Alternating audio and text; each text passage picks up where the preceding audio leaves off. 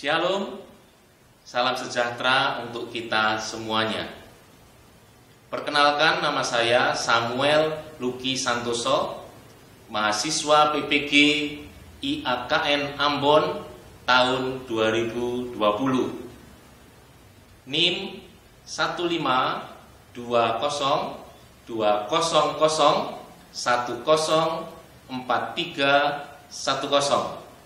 Saat ini saya bertugas di SMP Negeri 4 Kota Madiun. Hari ini, Senin tanggal 7 Desember 2020, saya akan mengajar peserta didik kelas 8 pada materi bab 6, Yesus Teladanku. Tetap semangat, selalu bersukacita, dan jangan lupa tersenyum. Tuhan Yesus memberkati kita semua. Terima kasih.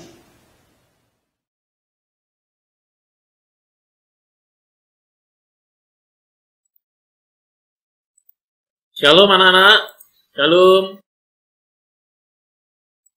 Selamat pagi. Shalom. Selamat pagi. Silakan kalian. Shalom pagi. Bisa menyampaikan salam kepada teman yang lain ya. Shalom. Shalom. Oke, Tuhan berkati pagi ini. Anak-anak gimana kondisimu hari ini? Semua pada sehat? Sehat Pak. Sehat Pak. Puji Tuhan. Tolong kameranya semua dibuka ya. Kita open kamera semua ya. Jadi puji Tuhan kalau keadaan kalian hari ini semuanya pada sehat. Oke, Pak Samuel sebelum memulai kegiatan, coba mau absen dulu. Nanti kalau Pak Samuel panggil, silakan katakan hadir gitu ya. Benedict Nicholas Sutrisno. Hadir Pak. Elvina Griselda Adinda Kristi. Hadir Pak.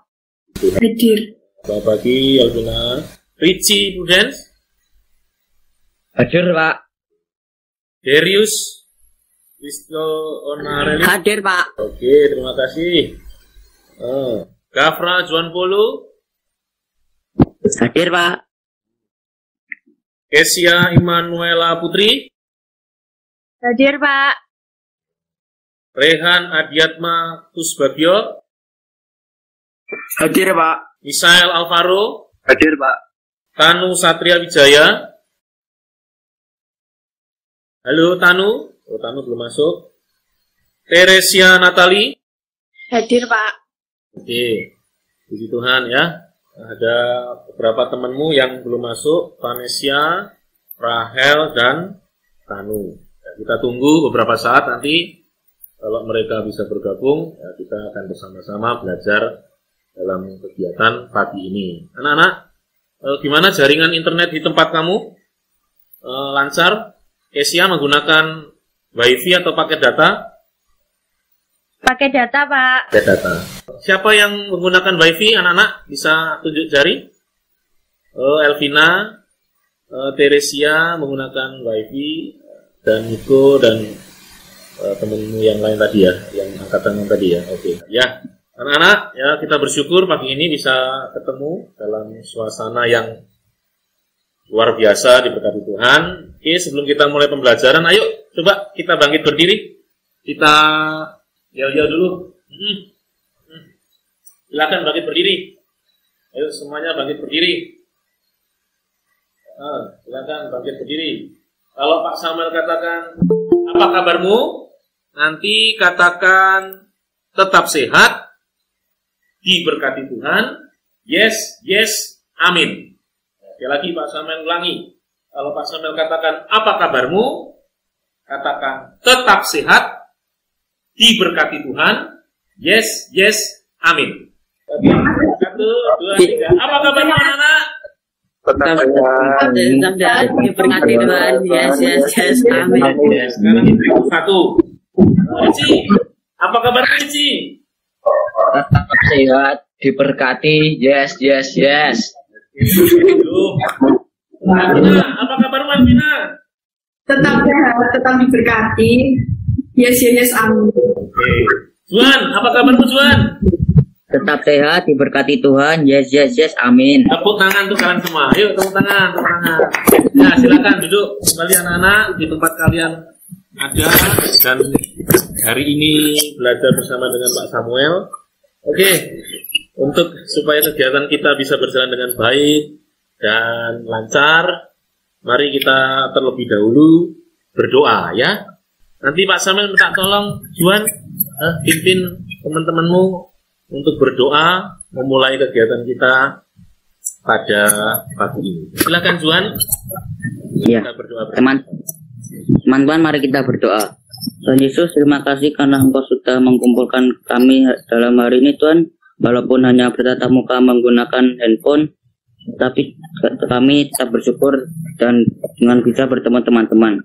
Dan kami sebentar lagi mau memulai pelajaran, Tuhan. Berkatilah dari awal, pertengahan hingga akhir. Berkatilah juga Pak Sam yang akan membawa, Tuhan. Dalam nama Tuhan Yesus kami telah berdoa. Amin. Amin. Oke. Nah, anak ya. Anak-anak yang dikasih oleh Tuhan, materi kita hari ini di bab 6, yaitu tentang Yesus teladanku. Tapi sebelumnya, masih ingatkah kalian pada materi bab 5? Niko, masih ingat tentang apa kemarin, Niko? Materi kita pembelajaran bab 5? Apa, Niko?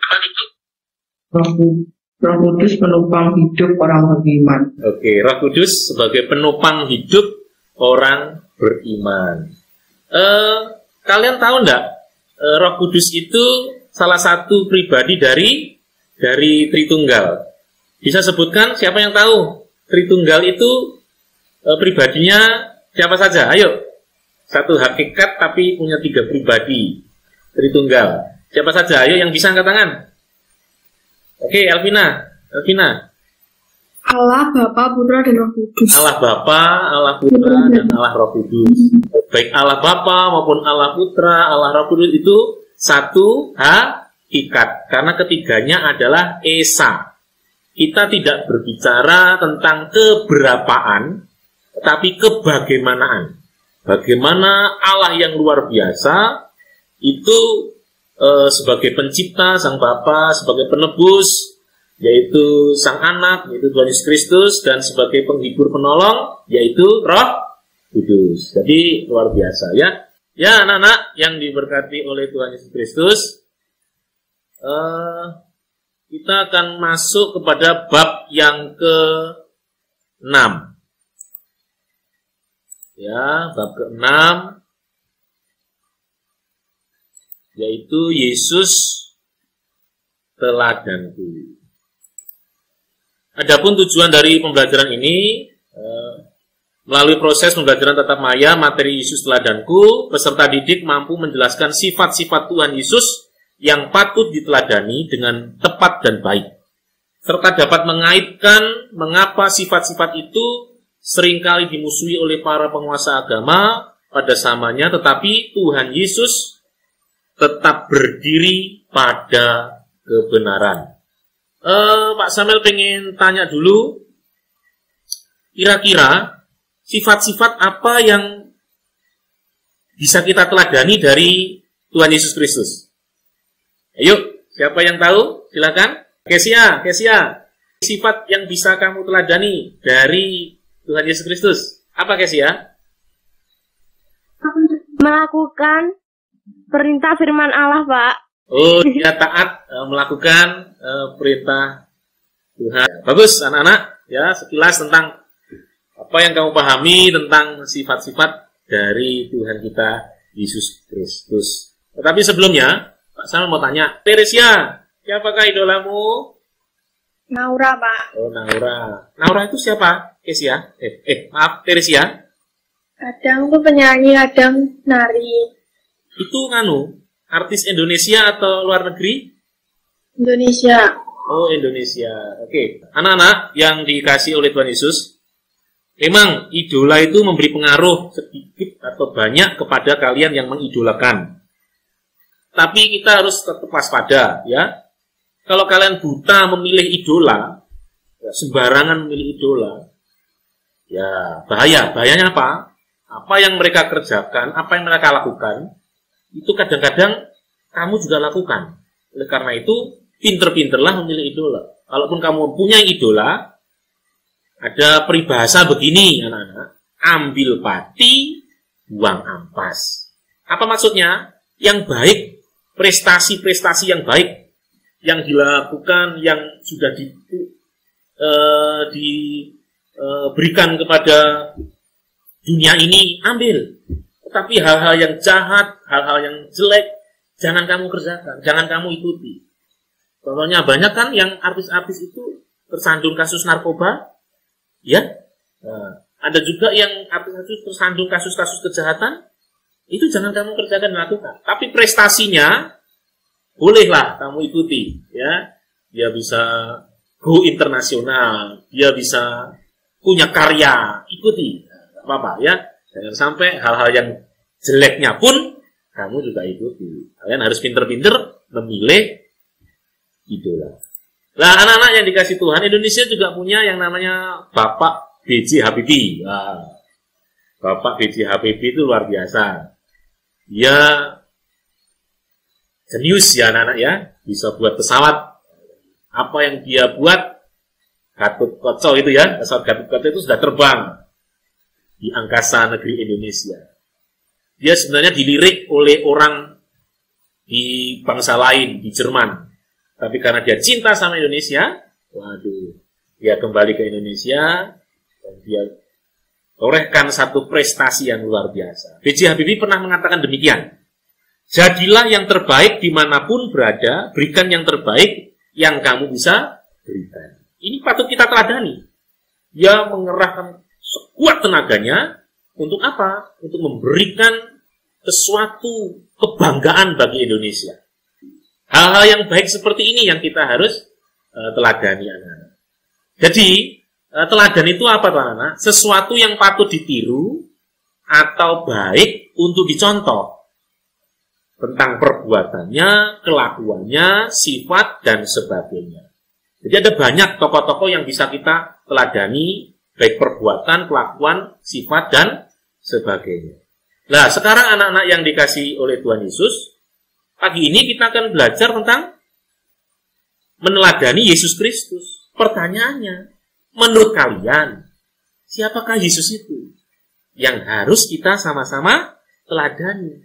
Ayo, siapa yang tahu? Michael, halo Michael. Silakan open kameramu Michael. Ayo semua open kamera, ya, semua open kamera. Open, Pak. Oke, open, Pak. Ya, semua open kamera. Terus kemudian, ayo, siapakah kira-kira Yesus itu, anak-anak? Ayo, Michael. Siapakah Yesus itu, Michael? Juru selamat, Pak. Juru selamat, luar biasa. Oke, bagus. Nggak apa-apa, ya. Kalian bisa tulis dan bisa kemudian mencatat ini ya, anak-anak. Yang pertama, kita harus tahu siapa yang harus kita teladani, yaitu Yesus. Yesus itu siapa? Yesus itu adalah Allah. Firman Tuhan katakan dalam Yohanes 1 ayat 1, pada mulanya adalah firman, firman itu bersama dengan Allah, dan firman itu adalah Allah. Firman yang adalah Allah sudah menjadi manusia. Siapakah kira-kira itu? Yaitu Yesus. Jadi kalau kita meneladani Yesus, itu tepat. Dan itu harus. Karena apa? Kita meneladani perilaku, kita meneladani hal-hal yang baik yang Allah kerjakan.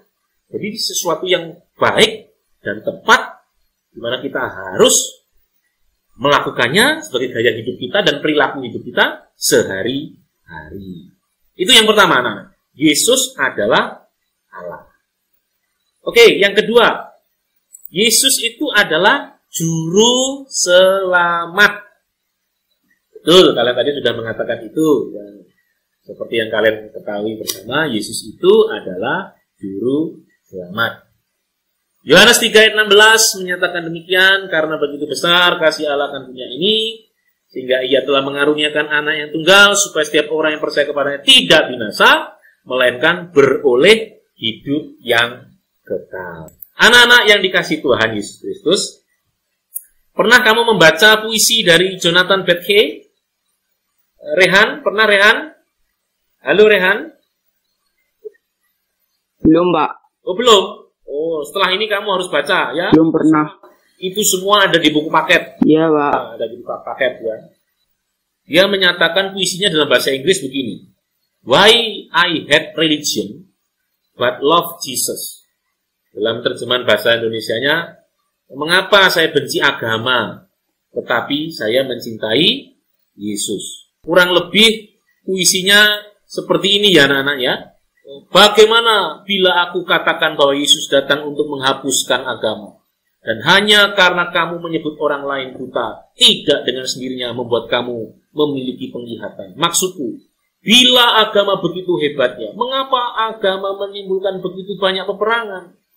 Mengapa agama membuat orang mendirikan gereja yang besar, tetapi gagal memberi makan kepada orang miskin? Itu sepenggal puisi yang diberikan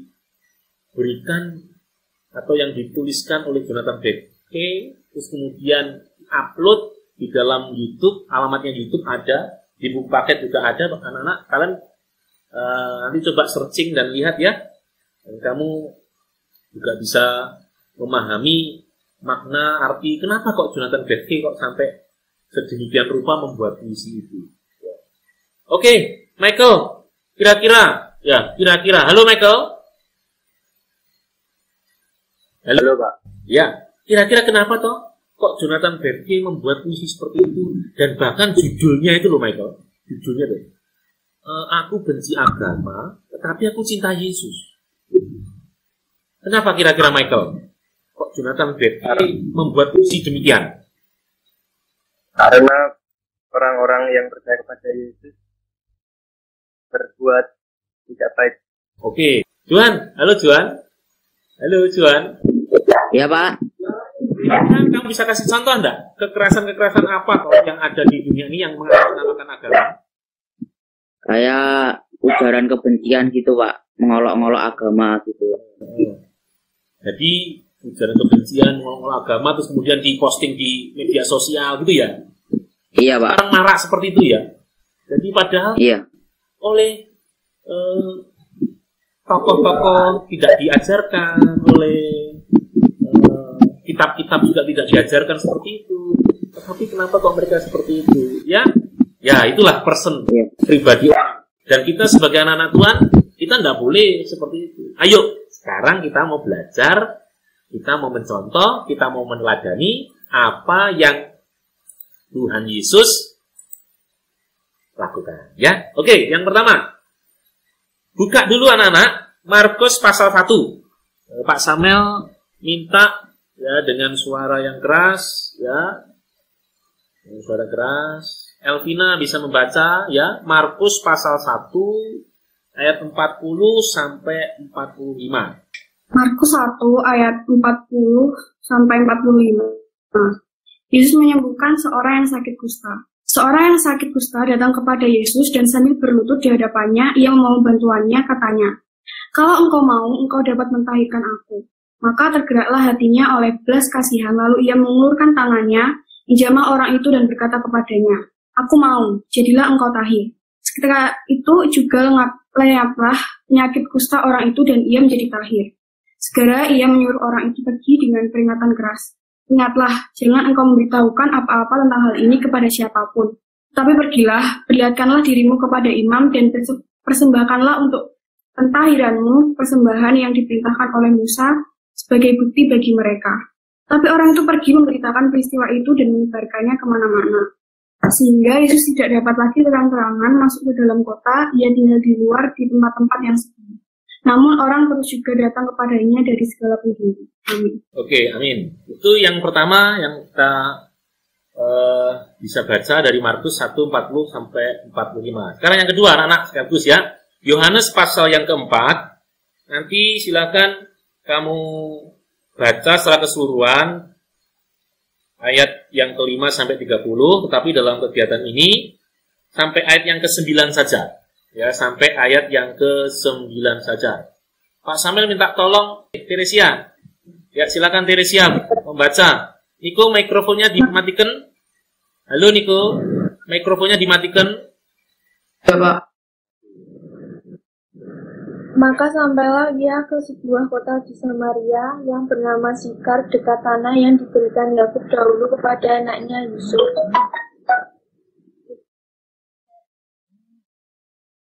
Di situ terdapat sumur Yakub. Yesus sangat letih oleh perjalanan karena ia duduk di pinggir sumur itu. Hari kira-kira pukul 12. Maka datanglah seorang perempuan Samaria hendak menimba air. Kata Yesus kepadanya, "Berilah aku minum." Sebab murid-muridnya telah pergi ke kota membeli makanan. Maka kata perempuan Samaria itu kepadanya, "Masakan engkau, seorang Yahudi, minta minum kepadaku, seorang Samaria?"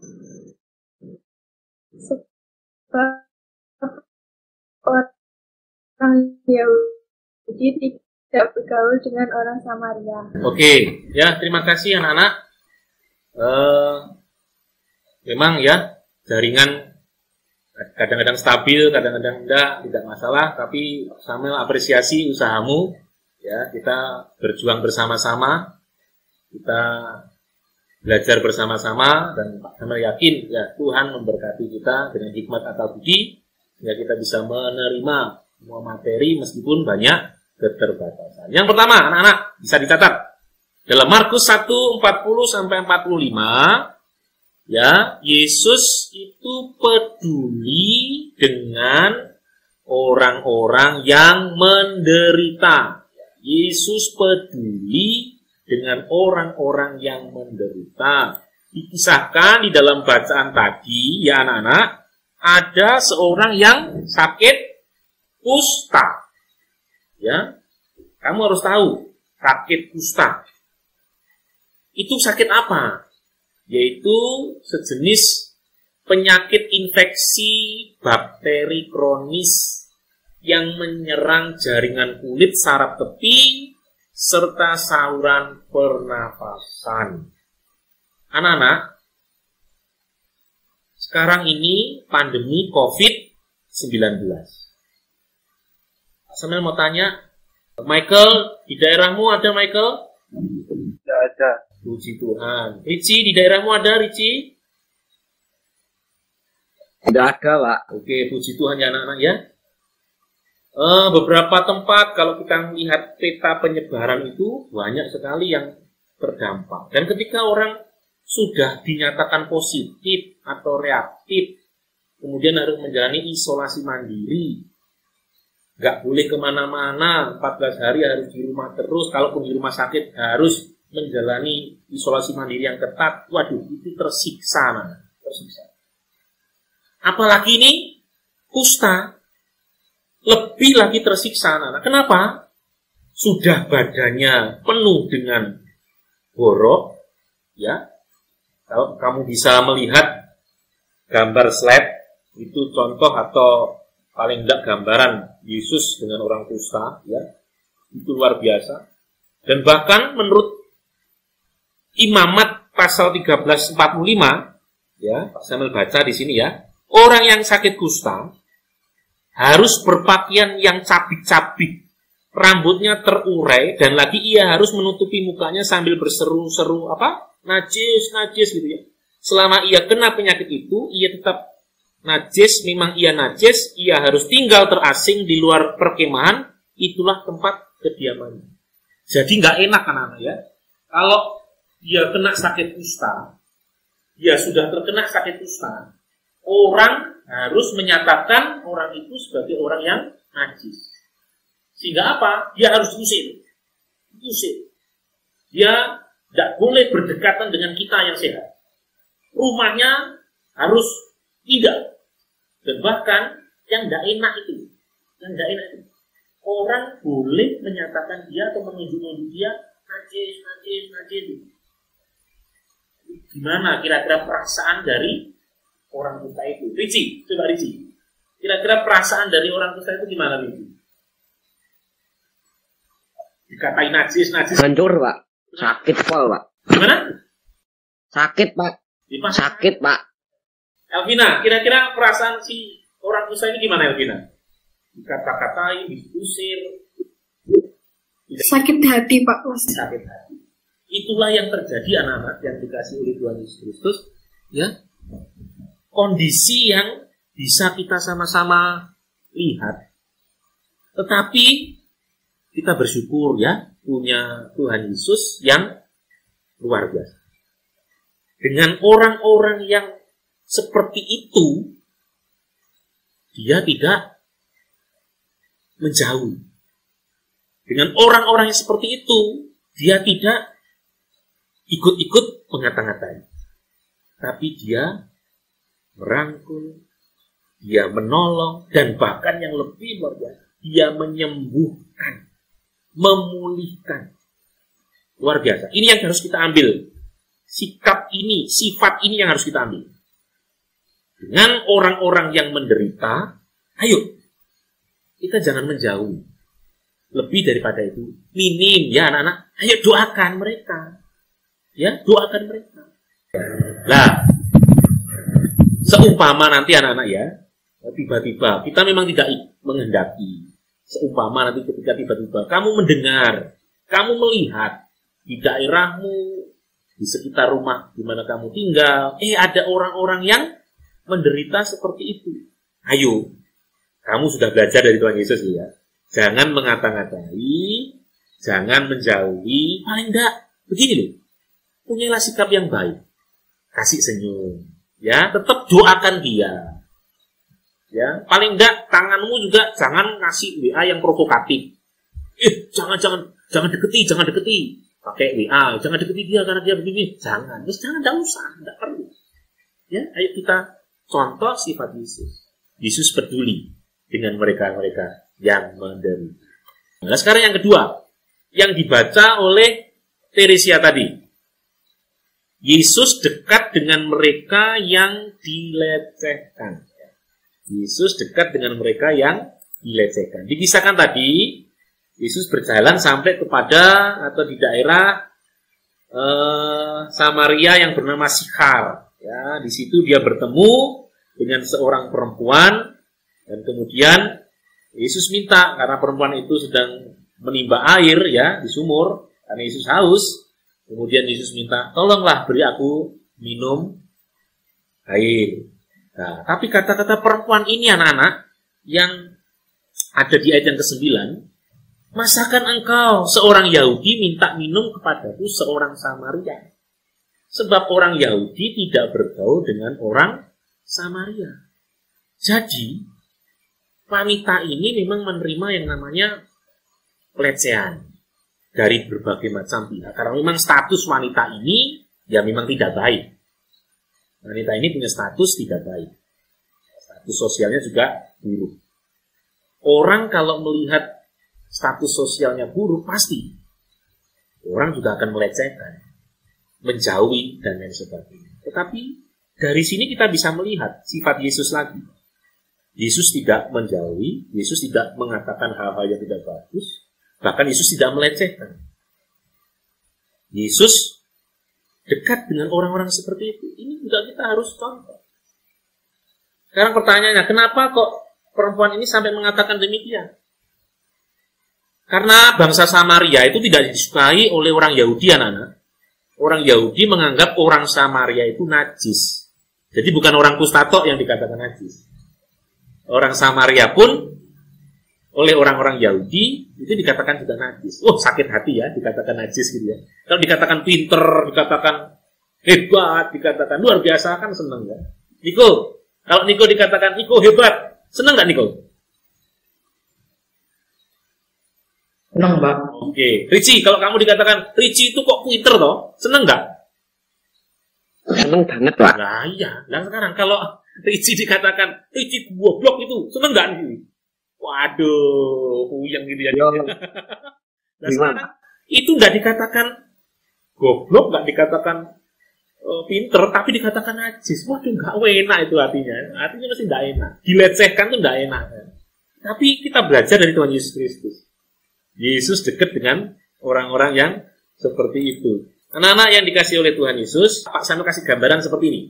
Ketika ada, kamu bisa membayangkan ya, ketika ada lampu, tahu ya lampu ya anak-anak ya, lampu, bohlam lampu. Jumlahnya itu banyak. Semuanya mati. Bohlam lampu seperti yang ada di ruang tengah rumahmu, seperti yang ada di kamar rumahmu. Kan ada lampunya tuh anak-anak, betul ya? Ada lampunya ya? Nah, itu jumlahnya banyak dan mati semua. Seumpama ada satu yang hidup, pertama kali yang Teresia lihat yang mana? Yang hidup. Nah, kenapa kok yang hidup yang kamu lihat? Halo Teresia? Karena itu yang terang, Pak. Oke, karena itu yang terang. Lah, anak-anak yang dikasih Tuhan, ya, kamu tahu status kita kan? Kita adalah terang dan garam dunia. Niko tahu ya? Kita adalah terang dan garam dunia. Di antara banyak yang belum mengenal Tuhan, ya, yang masih tinggal dalam kegelapan, kita itu terang. Kita itu garam dunia. Berarti dengan kata lain, hidup kita dilihat.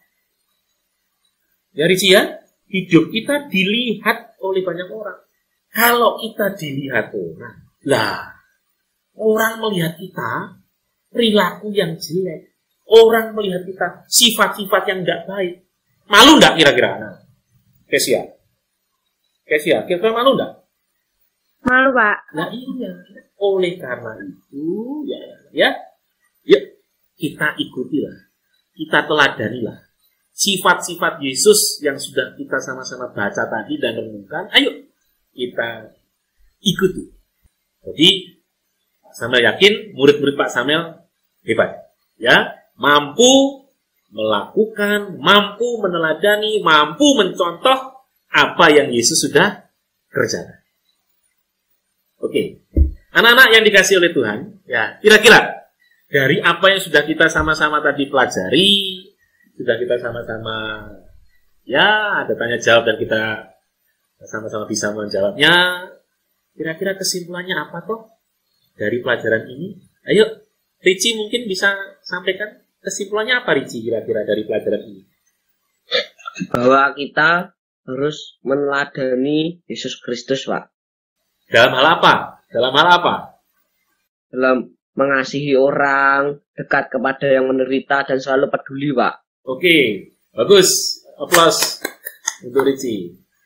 Yang lain, Pak Samuel, Juan, coba Juan. Kira-kira apa Juan yang bisa kamu simpulkan dari pelajaran ini Juan? Kesimpulannya ya kita harus selalu mengasihi sesama, Pak. Ya.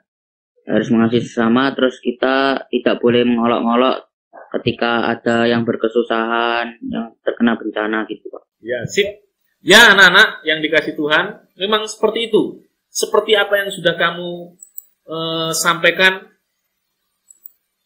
itulah kesimpulan yang kita bisa ambil dan kita bisa renungkan dalam kehidupan kita.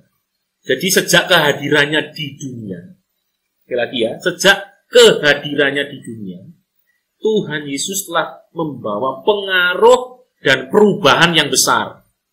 Pribadinya yang mulia, layak mendapat pujian dan pengagungan dari manusia.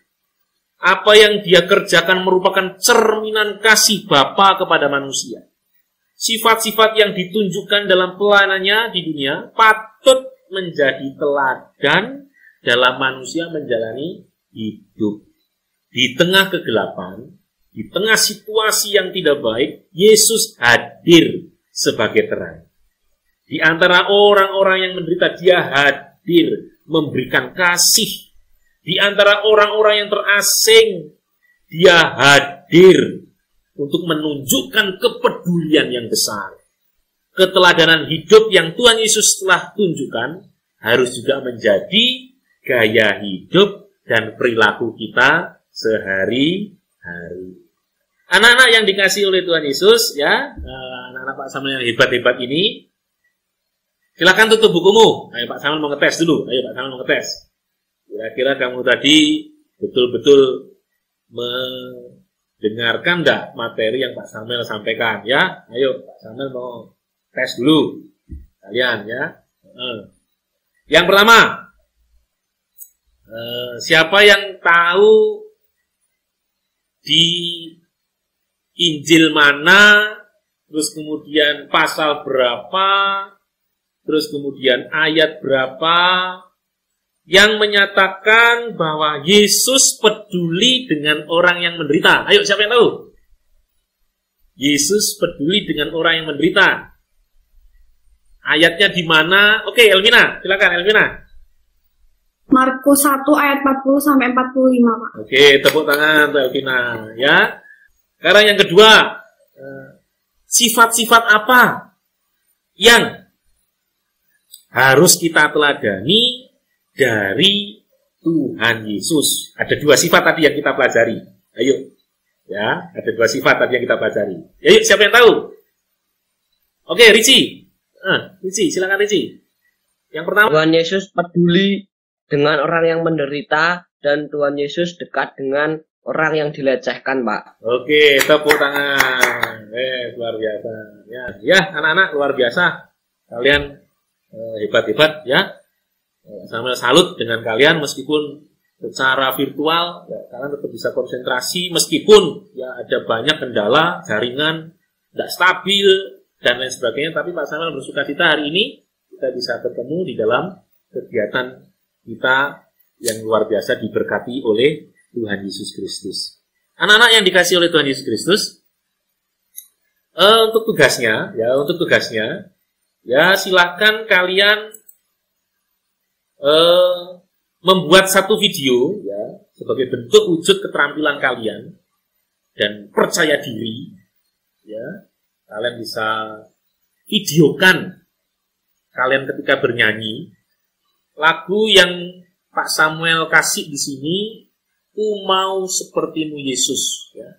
Mungkin Tere bisa nyanyikan baitnya sedikit, Tere? Enggak apa lah, Pak. Yang refnya saja. Ku mau sepertimu Yesus. Dari Pak. Disempurnakan selalu. Elvina bisa nyambut? Dalam segenap jalanmu untuk memuliakan namamu. Luar biasa. Ya ini baru suaranya saja sudah bagus. Apalagi nanti videonya ya. Pasti videonya juga lebih bagus lagi ya. Bisa dinyanyikan dengan gitar, kamu pakai gitar boleh, pakai ukulele boleh, pakai keyboard boleh. Oke, dibuat semenarik mungkin untuk ya sebagai tugas kita di bab yang ke-6 ini. Untuk mengakhiri kegiatan, Pak Samuel minta Elvina kembali ya, untuk kamu bisa memimpin teman-temanmu di dalam doa. Ya, Elvina, kami minta sekali lagi untuk memimpin teman-temanmu di dalam doa untuk mengakhiri kegiatan kita pada pagi hari ini. Teman-teman, mari kita berdoa. Tuhan Yesus, terima kasih Tuhan atas kesempatanmu pada hari ini. Engkau telah menyertai kami dari awal, pertengahan, hingga akhirnya Tuhan. Kami sampai mengucap syukur. Ini semuanya karena kasih Tuhan yang Tuhan berikan kepada kami. Tuhan, kiranya Engkau mampukan setiap kami satu persatu supaya bisa mengerti apa yang telah kami pelajari tadi, supaya Tuhan kami juga tidak hanya mengerti tapi bisa melakukannya dalam kehidupan kami sehari-hari ya Tuhan. Kami juga berdoa untuk Pak Samuel yang telah membimbing kami dari awal hingga akhirnya ini ya Bapak. Kayaknya Engkau selalu memberkati Pak Samuel dalam kehidupannya, dalam mengajarnya Tuhan. Kayaknya berkat-Mu selalu melimpah dalam kehidupan Pak Samuel. Terima kasih Tuhan, terima kasih. Kayaknya Tuhan yang akan menyertai kami. Juga selanjutnya kami akan melanjutkan kegiatan kami pada hari ini ya Bapak. Terima kasih Tuhan, terima kasih. Doa kami hanya serahkan dalam tangan-Mu. Dalam nama Tuhan Yesus kami telah berdoa. Amin. Amin. Oke, terima kasih Elvina. Sampai jumpa lagi anak-anak. Ya, sampai jumpa lagi. Bisa dadah-dadah dulu. Tuhan memberkati kalian. Dadah. Ya, Tuhan memberkati kalian. Sampai jumpa lagi. Ya.